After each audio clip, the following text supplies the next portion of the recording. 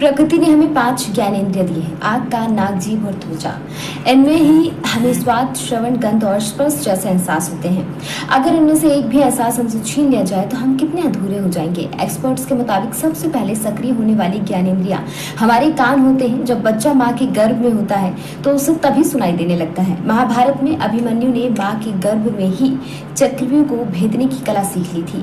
कान हमारे जन्म से पहले ही एक्टिव हो जाते हैं और मरते दम तक साथ देते हैं। कान हमारे शरीर के सबसे सेंसिटिव अंगों में से एक है। विश्व स्वास्थ्य संगठन WHO के मुताबिक भारत में 6.30 करोड़ लोग बहरेपन या कम सुनाई देने की समस्या से पीड़ित हैं।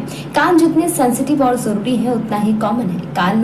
कानों में होने वाला इन्फेक्शन किसी वायरस या बैक्टीरिया की वजह से कानों में इन्फेक्शन हो सकता है। कान में इन्फेक्शन की समस्या बच्चों में ज्यादा देखने को मिलती है। ईयर इन्फेक्शन की सबसे बड़ी समस्या ये है कि इनकी शुरुआती लक्षणों को अक्सर लोग नजरअंदाज कर देते हैं और इसका पता तब चलता है जब समस्या काफी ज्यादा बढ़ चुकी होती है। कान के दर्द को नजरअंदाज नहीं करना चाहिए। अगर शुरुआत में इसका उपचार नहीं किया जाए तो समस्या और भी ज्यादा गंभीर हो सकती है।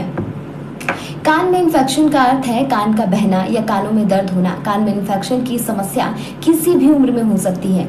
इससे कान का बाहरी या अंदरूनी हिस्सा प्रभावित हो सकता है। कान में इन्फेक्शन होने की अधिकांश जो वजह है बैक्टीरिया या वायरस होता है। इसमें स्ट्रेप्टोकोकस, न्यूमोनिया और हीमोफिलस इन्फ्लुएंस बैक्टीरिया एक प्रमुख वजह है। इसके अलावा इन्फ्लुएंजा वायरस और एडिनो वायरस कान में होने वाले इन्फेक्शन का कारण बन सकते हैं। अब सवाल यह है कि ईयर इन्फेक्शन से कैसे बचा जा सकता है।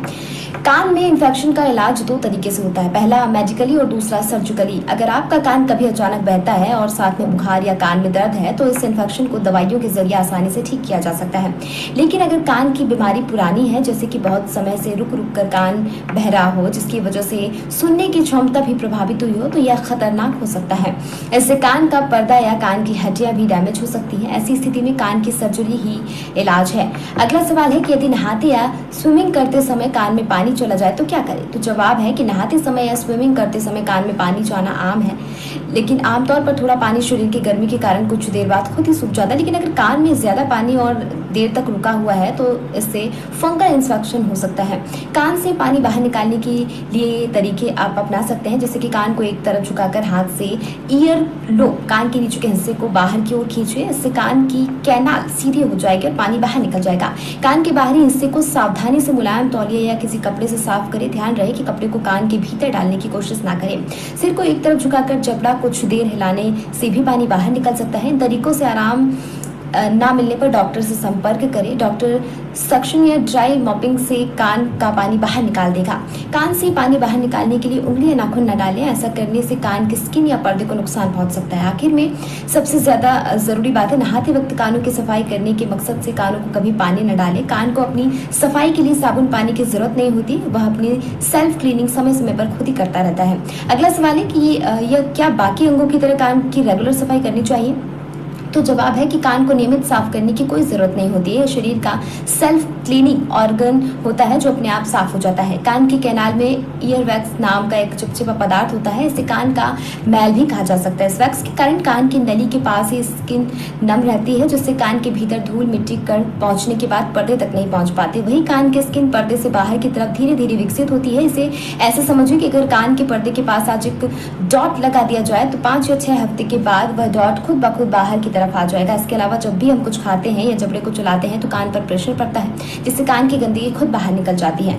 इसी के साथ अब सवाल है कि क्या कान को साफ करने के लिए कॉटन बड्स का इस्तेमाल करना सही है।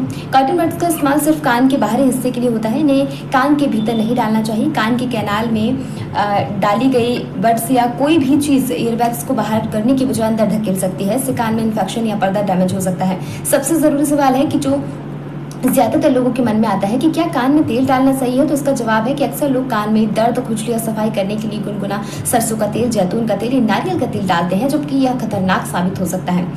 डॉक्टर्स बताते हैं कि गुनगुने तेल में कान की कैनाल छिल सकती है, साथ ही कान के पर्दे में छेद भी हो सकता है। इसलिए कभी भी कान में तेल नहीं डालना चाहिए। तो आप भी इन सभी बातों का ध्यान रखिए, अपने कानों का ख्याल रखिए और जानकारी कैसी लगी मुझे कमेंट में जरूर बताइए।